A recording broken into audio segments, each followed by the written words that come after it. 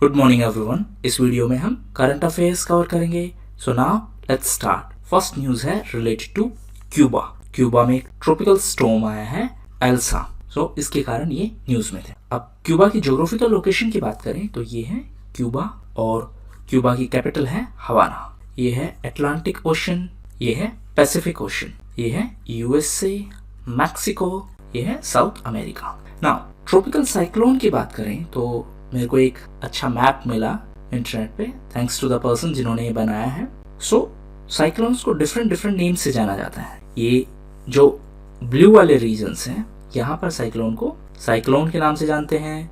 Red वाले regions में typhoon, जिसको हिंदी में तूफान बोलते हैं, और ग्रीन वाले एरियाज में हरिकेन्स के नाम से जाना जाता है। मोर और लेस ये सभी सेम चीज है। एक और जो कॉमन ज्योग्राफिकल क्वेश्चन आता है कि जो साइक्लोन है वो 5 से 20 डिग्री के लैटिट्यूड्स में ही क्यों पाए जाते हैं। सी 5 से नीचे है वो कोरियोलिसिस फोर्स नहीं होता है और उसकी वजह से ये जो रोटेशन है वो नहीं बनेगा। और 20 से ऊपर क्यों नहीं पाया जाता, क्योंकि ये सिर्फ वार्म वाटर के ऊपर ही बनता है। तो 20 से ऊपर टेम्परेचर कम होने लगेगा तो जो प्रॉपर वाटर कंडीशंस हैं वो नहीं मिलेंगी। नेक्स्ट है related to last ice area. So ये आर्कटिक रीजन का एक एरिया है और यहाँ पर आइस है वो मेल्ट होने लगी है। सो जिसकी वजह से ये न्यूज में था। अब आपसे क्वेश्चन में पूछा जा सकता है कि last ice area is related to, और उसमें डिफरेंट कॉन्टिनेंट्स का नाम दे सकते हैं। नाउ क्लाइमेट चेंज की वजह से यहाँ पर आइस मेल्ट होने लगी है। क्लाइमेट चेंज का मतलब है धरती का टेम्परेचर इंक्रीज होना। मीन्स वन मेजर फैक्टर जो क्लाइमेट चेंज का जो मेजर कॉन्सिक्वेंस बोलते हैं वो ये है कि जो अर्थ है उसका टेम्परेचर इंक्रीज हो जाएगा। ऑफ कोर्स बाकी कॉन्सिक्वेंसेस भी हैं, जैसे इरेटिक रेनफॉल, साइक्लोन्स आना और ऐसे सब इवेंट्स। नाउ इसकी ज्योग्राफिकल लोकेशन की बात करें तो ये पूरा आर्कटिक ओशन है और यहाँ पर ये लास्ट आइस एरिया है। आर्कटिक रीजन की बात करें तो एक आर्कटिक काउंसिल भी है जिसको हमने कुछ दिन पहले डिस्कस किया था। इंडिया आर्कटिक काउंसिल का मेंबर नहीं है, इंडिया एक ऑब्जर्वर है। आर्कटिक काउंसिल के मेंबर कौन कौन है? ये है Canada, Denmark, Finland, Iceland, Norway, Russia, Sweden और यूएसए। आर्कटिक काउंसिल की स्थापना 1996 में ओटावा डिक्लेरेशन के तहत हुई थी और इसका जो हेडक्वार्टर्स है वो नॉर्वे में है। नेक्स्ट है related to CoWIN platform. So recently CoWIN global conclave आयोजित करवाई गई थी।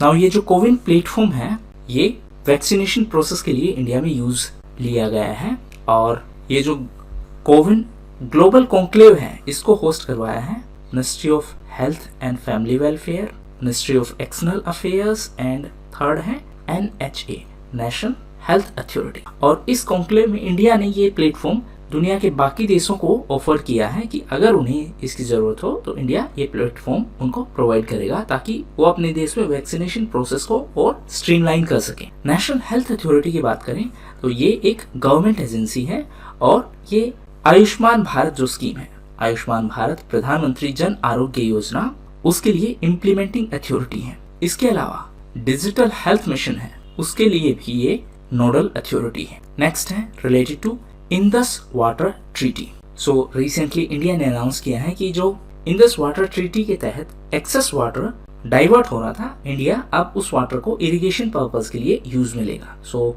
सबसे पहले मैं आपको समझा देता हूँ कि इंडस वाटर ट्रीटी है क्या और ये सरप्लस वाटर का इश्यू क्या है। So Indus water treaty India और पाकिस्तान के बीच वाटर शेयरिंग को लेकर एक ट्रीटी है और ये 1960 में साइन की गई थी। उस टाइम पर वर्ल्ड बैंक ने मीडिएटर के तौर पर इंपॉर्टेंट रोल प्ले किया था। सो ये वाटर डिस्ट्रीब्यूशन ट्रीटी है इंडिया और पाकिस्तान के बीच में। इसमें जो इंपॉर्टेंट रिवर्स है वो है सतलज, व्यास और रावी। इंडिया का इन रिवर्स पर एक्सक्लूसिव राइट है। एक्सक्लूसिव राइट है मतलब इन रिवर्स का पानी यूज करने का राइट है। ऑन द अदर हैंड जो वेस्टर्न रिवर है, फर्स्ट जो ईस्टर्न रिवर है उनको ज्योग्राफिकल लोकेशन देखें तो ये है सतलज, ये है रावी और ये है व्यास रिवर। जो वेस्टर्न रिवर है चेनाब, झेलम और इंदस, इन रिवर्स पर पाकिस्तान का राइट है। लेकिन प्लीज नोट यहाँ पर एक्सक्लूसिव वर्ड का यूज नहीं किया गया है। सो पाकिस्तान इन रिवर्स के पानी से डिफरेंट प्रोजेक्ट्स कैरी आउट कर सकता है। इस ट्रीटी के हिसाब से एक और इम्पोर्टेंट चीज ये है, इंडिया इन वेस्टर्न रिवर्स के वाटर को कुछ स्पेसिफिक पर्पस के लिए यूज कर सकता है और वो स्पेसिफिक पर्पस क्या है, जैसे एग्रीकल्चर यानी इरिगेशन। इसके अलावा हाइड्रो इलेक्ट्रिसिटी प्रोजेक्ट हैं, उनके लिए भी इंडिया इन रिवर्स के वाटर को यानी वेस्टर्न रिवर्स के वाटर को यूज कर सकता है। प्लीज नोट कि जो ईस्टर्न साइड की रिवर्स है यानी कि सतलज, रावी और व्यास, इन पर इंडिया का एक्सक्लूसिव राइट है as far as this treaty is concern. अच्छा, इंडस रिवर की बात करें तो इंडस रिवर है, ये पाकिस्तान के थ्रू फ्लो होते हुए, मीन्स ये सारी रिवर्स मोर और लेस इसी में मर्ज हो गई, तो पाकिस्तान के थ्रू फ्लो होते हुए ये अराबियन सी में जाएगी। इसके अलावा रिसेंटली ये जो रावी रिवर है ये इसलिए भी न्यूज में थी क्योंकि इसकी ट्रिब्यूटरी है उज रिवर, और इस ट्रिब्यूटरी पर इंडिया एक प्रोजेक्ट कैरी आउट कर रहा है जिसके कारण ये न्यूज में थी। नेक्स्ट रिलेटेड टू चाइना के नए स्पेस स्टेशन से। सो रिसेंटली 2 चाइनीज एस्ट्रोनॉट्स ने चाइना के नए स्पेस स्टेशन पर स्पेस वॉक किया है, इसके लिए ये न्यूज में था। चाइना के स्पेस स्टेशन की बात करें तो ये है तियांगोंग स्पेस स्टेशन।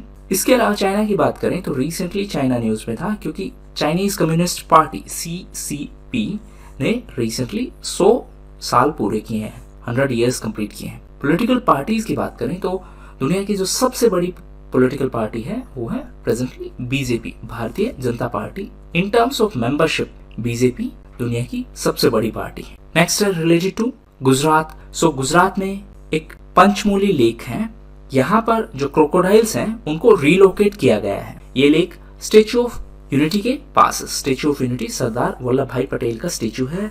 वो आजाद भारत के पहले होम मिनिस्टर थे, उनको आयरन मैन ऑफ इंडिया के नाम से भी जाना जाता है। सो यहाँ पर क्रोकोडाइल्स को रिलोकेट किया गया है यहाँ से, इसीलिए ये लेक न्यूज में थी। सो आपसे एग्जाम में क्वेश्चन पूछा जा सकता है कि पंचमोली लेक, जिसको Dyke 3 of Sardar Sarovar dam के नाम से भी जानते हैं, वो किस स्टेट में है। अच्छा, क्रोकोडाइल्स की बात करें तो रिसेंटली ओडिशा पहला ऐसा स्टेट बना है जहां पर क्रोकोडाइल्स की 3 स्पीसीज पाए जाते हैं। सो इसमें 3 स्पीसीज कौन कौन से हैं? एक है घड़ियाल्स, दूसरे हैं मगर्स और तीसरी वैरायटी है साल्ट वाटर क्रोकोडाइल। नेक्स्ट है related to Ayurveda. So recently AYUSH minister mister Kiren Rijiju ने एक पोर्टल लॉन्च किया है, CTRI यानी clinical trials registry India. So इस पोर्टल पर आयुर्वेदा से रिलेटेड क्लिनिकल ट्रायल्स के बारे में इंफॉर्मेशन अवेलेबल होगी। आपको कंफ्यूज करने के लिए ऑप्शन दिया जा सकता है ministry of health and family welfare या ICMR या फिर department of science and technology. Next related to KVIC। KVIC का मतलब है Khadi and village industries commission. So recently इन्होंने एक प्रोजेक्ट लॉन्च किया है, प्रोजेक्ट बोल्ड। प्रोजेक्ट का फुल फॉर्म क्या है? Bamboo oasis on land in drought. So जैसा कि नाम से पता चलता है कि डेजर्ट एरियाज में बैम्बो उगाने का एक प्रोजेक्ट है और ये राजस्थान के उदयपुर में लॉन्च किया गया है ट्राइबल विलेज में। सो इस प्रोजेक्ट के तहत बैम्बो उगाए गए हैं और इसी प्रोजेक्ट के चलते KVIC ने एक वर्ल्ड रिकॉर्ड बनाया है एक सिंगल डे में एक सिंगल लोकेशन पर हाईएस्ट बैम्बो सैपलिंग्स उगाने का। KVIC की बात करें तो ये है Khadi and village industries commission, जो कि मिनिस्ट्री ऑफ MSME के अंडर में है। MSME क्या है? Ministry of micro small and medium enterprises. Present में इसके चेयरपर्सन है मिस्टर विनय कुमार सक्सेना। KVIC एक स्टैट्यूटरी अथॉरिटी है और ये khadi and village industries commission act of 1956 के तहत बनाई गई है। इसका हेडक्वार्टर्स मुंबई में है। नेक्स्ट है related to Nipun Bharat platform. So recently education minister ने प्लेटफॉर्म लॉन्च किया है। इसका मेन ऑब्जेक्टिव है फाउंडेशनल लर्निंग को इम्प्रूव करना। निपुण की फुल फॉर्म देखें तो यह है national initiative for proficiency in reading with understanding and numeracy. So ये निपुण भारत इनिशिएटिव है, ये department of school education and literacy का एक इनिशिएटिव है और ये जो डिपार्टमेंट ऑफ स्कूल एजुकेशन है ये मिनिस्ट्री ऑफ एजुकेशन के अंडर में है। पहले ये मिनिस्ट्री थी MHRD, ministry of human resource development, लेकिन जिस टाइम पर न्यू एजुकेशन पॉलिसी लॉन्च की गई थी 2020 में, उस टाइम पर इसका नाम बदलकर मिनिस्ट्री ऑफ एजुकेशन रख दिया गया। सो ये थे मोस्ट इंपोर्टेंट न्यूज आर्टिकल्स। अब डिस्कस करते हैं कुछ इंपोर्टेंट न्यूज इवेंट्स। फर्स्ट है related to UAV, unmanned aerial vehicles. So last week की वीडियो में हमने डिस्कस किया था कि किस तरीके से ड्रोन्स हैं वो एक नया सिक्योरिटी थ्रेट पोज करते हैं और उसी के चलते श्रीनगर ने UAVs को बैन कर दिया है। इसके अलावा जम्मू एंड कश्मीर की बात करें तो रिसेंटली जम्मू एंड कश्मीर ने दरबार मूव ट्रेडिशन है उसको भी खत्म कर दिया है। इस ट्रेडिशन के चलते जो कैपिटल थी उसको शिफ्ट किया जाता था श्रीनगर और जम्मू के बीच में, यानी विंटर्स में जम्मू कैपिटल होती थी और समर्स में श्रीनगर कैपिटल होती थी। S to S आप ऐसे याद कर रख सकते हो।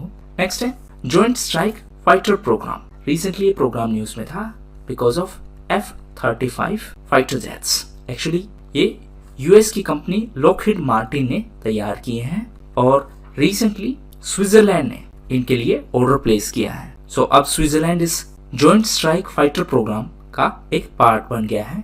ये दुनिया का लार्जेस्ट वेपन प्रोजेक्ट है। इसके अलावा यूएसए की बात करें तो रिसेंटली यूएसए ने अनाउंस किया है कि वो फेडरल लेवल पर डेथ पेनल्टी को अभी के लिए पोस्टपोन कर रहे हैं, यानी उन्होंने एक मोरेटोरियम इम्पोज किया। मोरेटोरियम का मतलब है अपने आप से आपने ये डिसाइड किया कि आप ये नहीं करोगे for the time being. Next है विराचे नेशनल पार्क। सो ये नेशनल पार्क है कंबोडिया में। कंबोडिया की बात करें तो हमने कुछ दिन पहले गोल्डन ट्रायंगल और गोल्डन क्रिसेंट की बात की थी।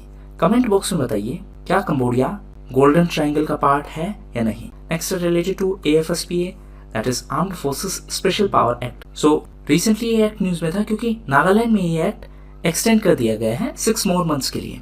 अभी ये 31 दिसंबर तक एक्सटेंड कर दिया गया है। नागालैंड की बात करें तो ये दुनिया की फैल्कन कैपिटल के नाम से भी जाना जाता है। सो ये थे मोस्ट इंपोर्टेंट न्यूज आर्टिकल्स और news events. Thank you and that's all for today.